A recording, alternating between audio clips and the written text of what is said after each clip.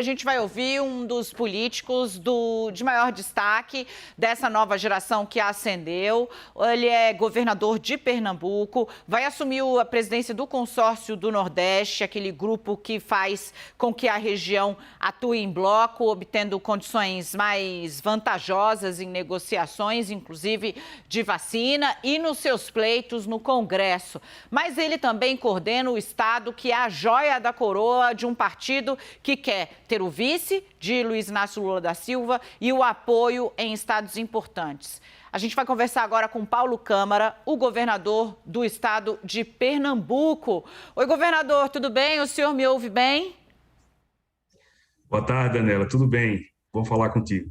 Prazer é todo meu. Feliz ano novo, muito trabalho em vista. Não tem como a gente começar essa entrevista sem falar da reunião que terminou agora há pouco entre Gleisi Hoffmann, presidente do PT, Carlos Siqueira, presidente do seu partido, o PSB. Pernambuco tem muito peso, é o estado que o PSB governa há mais tempo, é o estado que virou um porta-estandarte da política PSBista e ainda não tem um nome muito claro para que o senhor defenda na eleição.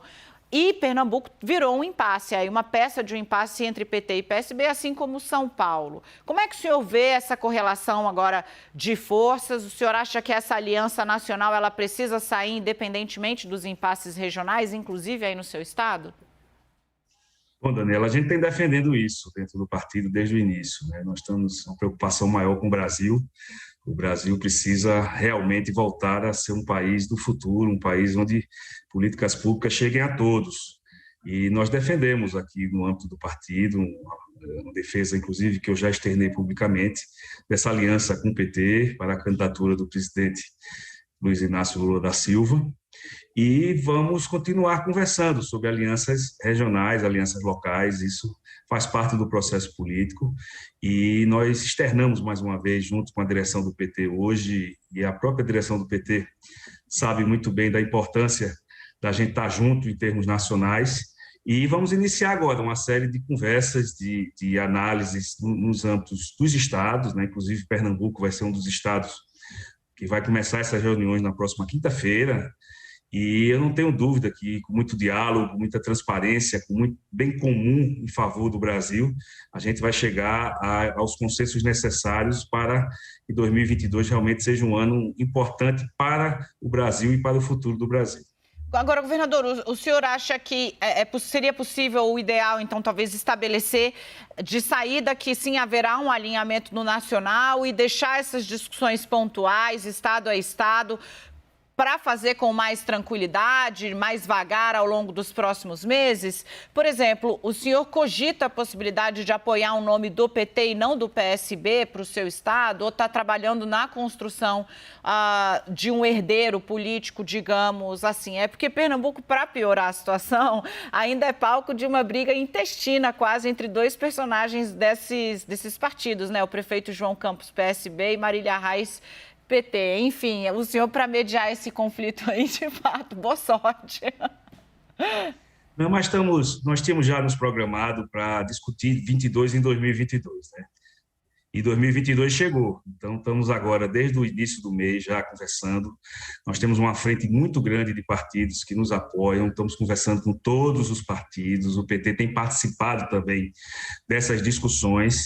A gente vai realmente chegar aí nas próximas semanas, nos próximos dias, a um nome importante de unidade do meu partido, do PSB, e unidade da frente, para que a gente possa realmente continuar as discussões e continuar trabalhando por um Pernambuco melhor e ajudar o Brasil realmente a voltar a fazer políticas públicas que cheguem a todos e encerrar esse ciclo de tantos retrocessos que a gente tem visto. Então, eu sou muito otimista que nós vamos ter condições de construir essa aliança nacional, está tudo andando bem, eu não vejo focos de resistência, pelo contrário, e vamos sim, no âmbito local, ter essa capacidade de definir o que seja melhor, o melhor para essa frente, o melhor para o Brasil, e vamos com certeza chegar a consensos dentro dos prazos estabelecidos. A gente tem algum prazo aí para definição dessas candidaturas, desses arranjos regionais, e vamos fazer isso de maneira muito serena, muito responsável e muito transparente com todos que compõem essa frente. A fila começou, o Gustavo Uribe está chegando aqui para falar com o senhor, direto de Brasília. Antes eu deixo a pergunta, né? O PSB é o melhor partido para Geraldo Alckmin e Geraldo Alckmin é o melhor vice para Lula? Veja, o partido está à disposição do ex-governador Alckmin. Desde dezembro ele já foi convidado. Nós estamos aguardando o tempo dele de maturação e de definição. Mas, se ele tiver interesse realmente de ingressar no PSB, será muito bem-vindo.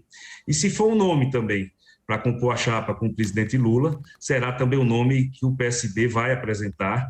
E a gente espera que haja realmente uma condição de ambos, com suas experiências e com suas formas de fazer política, uma política de agregar, possam também conduzir bem os destinos do Brasil no futuro. Mas ainda estamos no campo das hipóteses, mas vamos continuar fiéis, né? Fiéis a esse olhar que nós entendemos que é importante para o momento que o Brasil vive.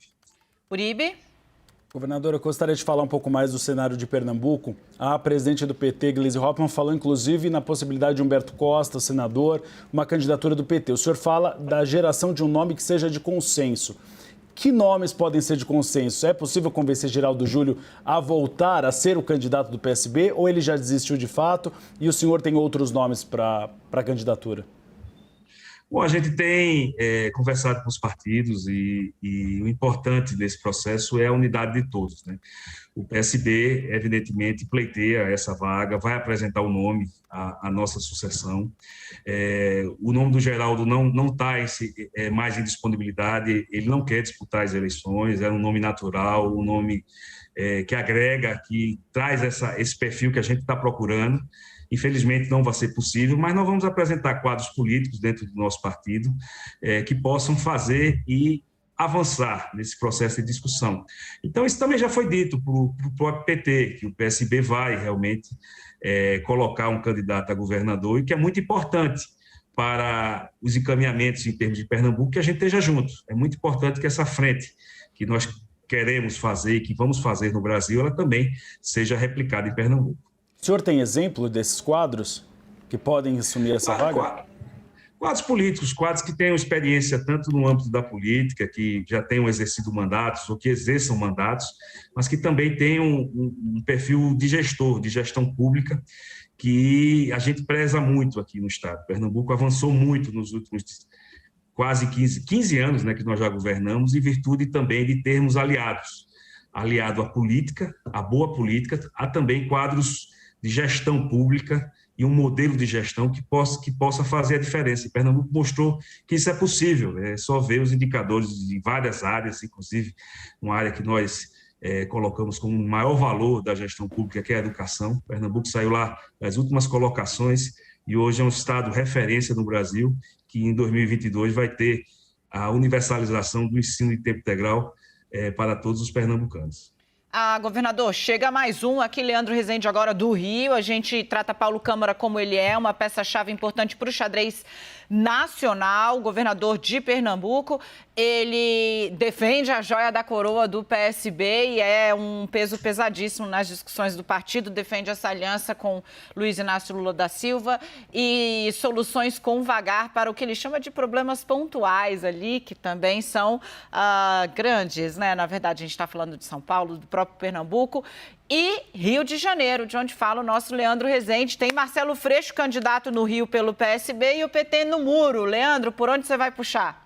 Dani, obrigado pelo espaço. Governador, obrigado por estar conversando com a gente. Eu queria perguntar, claro, aqui sobre o Rio de Janeiro. Governador, a gente tem um nome forte do Estado, um deputado federal conhecido, deputado estadual por vários mandatos, candidato à prefeitura, que é o Marcelo Freixo, que está querendo esse apoio do PT para poder ser candidato aqui no Rio de Janeiro. O senhor vê que ele chegou recentemente ao PSB, o senhor vê que ele é um nome forte, que vai ter o apoio do PT nas eleições de 2022, governador?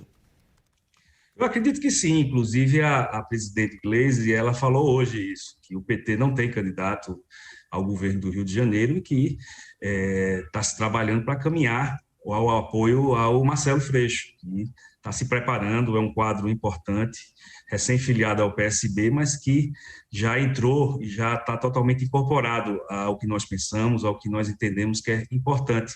E ele, com certeza, vai ter um desafio muito grande de governar o Rio de Janeiro, caso vença as eleições, nessa frente ampla que nós estamos compondo, e um desafio realmente de recuperar o Rio de Janeiro. O Rio de Janeiro precisa de gestores públicos e de políticos do porte de Marcelo Freixo, e ele também é uma das prioridades do partido, do PSB, para 2022.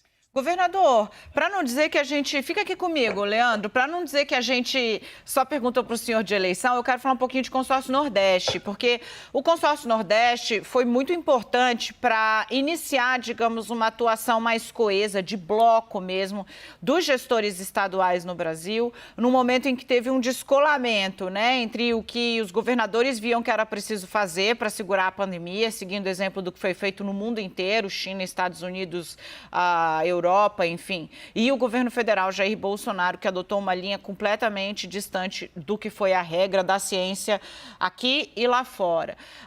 O consórcio Nordeste puxa essa atuação em bloco lá atrás, quando a gente ainda não falava dessa figura jurídica, né? E hoje a gente tem o Fórum de Governadores com bastante atuação. Minha pergunta para o senhor é, Nordeste foi e é uma região onde historicamente o presidente encontra mais resistência no próprio eleitorado. Como é que vai ser a gestão desse consórcio, dessa região, sob Paulo Câmara? É oposição frontal, é oposição quando merece ser oposição, tem lugar para sentar na mesa para negociar com o Bolsonaro? Como vem o consórcio agora sob seu comando? Ô, Daniela, vamos continuar, né, a forma de trabalhar o consórcio que o Rui Costa implantou na sua primeira administração e continuada com o Hélito Dias. Nós vamos estar muito abertos ao diálogo com todos que queiram conversar e o governo federal principalmente. Agora, diálogo é uma via de mão dupla, né? Preciso também que haja intenção do governo federal de conversar. E a gente vê muito claramente que em diversos assuntos o governo federal se omitiu, trabalhou contra, e foi muito importante a atuação dos estados federativos e dos municípios, e o consórcio atuou muito decisivamente também. A gente tira como exemplo maior agora a pandemia, a atuação conjunta do consórcio, nós criamos um comitê científico, nós conversávamos diariamente em busca de alternativas, fez com que o Nordeste tivesse uma performance muito importante no combate à pandemia, foi a região que teve a menor taxa de mortalidade por Covid no país e, consequentemente, os estados nordestinos estão, sua grande maioria, entre as menores taxas de mortalidade também por Covid do Brasil. Então, essa forma de unidade, diante de um país tão grande como é o Brasil, com tantas desigualdades, com tantas diferenças, ela é muito importante para políticas públicas. Então, um dos grandes questões que a gente vai se concentrar também em 2022 é diante de um conjunto de informações que já são levantadas, nós temos 15 câmaras técnicas que trabalham no consórcio, a gente também apresentar para 2022 um grande plano estratégico para o Nordeste, que pode contribuir para o debate eleitoral,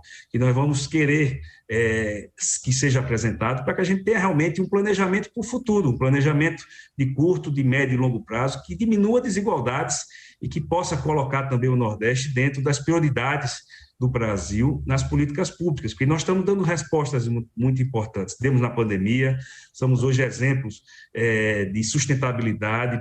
Os estados do Nordeste são que têm as energias renováveis em sua grande série no Brasil, tanto a energia eólica, temos potencial turístico, potencial trabalhando em relação à diminuição de desigualdades sociais. Então, eu acho que é uma contribuição importante, diante do tamanho do Brasil, a gente ter também espaços consorciados entre estados que têm muitas semelhanças e muitos desafios que possam realmente ajudar o Brasil para o debate do futuro, um debate que precisa ser feito para que a gente possa efetivamente ter políticas públicas que façam com que não tenhamos tantas disparidades entre renda e entre a situação de vulnerabilidade da população. A gente precisa diminuir desigualdades nesse país. Muito obrigada, Leandro. Deixa eu vir para cá. Governador, prazer ouvir o senhor. Ainda quero saber se o senhor é pré-candidato ao Senado, sim ou não. Bom, Daniela, a gente está trabalhando para finalizar o nosso mandato, a 31 de dezembro. Eu nunca tinha disputado uma eleição, disputei em 14, fui eleito governador, depois disputei a minha reeleição e tenho muito orgulho de servir Pernambuco. Então, a nossa tarefa é conduzir nossa sucessão até 31 de dezembro de 2022. Eita, homem, não entrega nada. Governador, prazer acompanhar o trabalho do senhor, portas abertas, volte sempre, a gente está monitorando bastante o que está acontecendo aí, um prazer falar, estamos à disposição, até a próxima. Obrigado, grande abraço.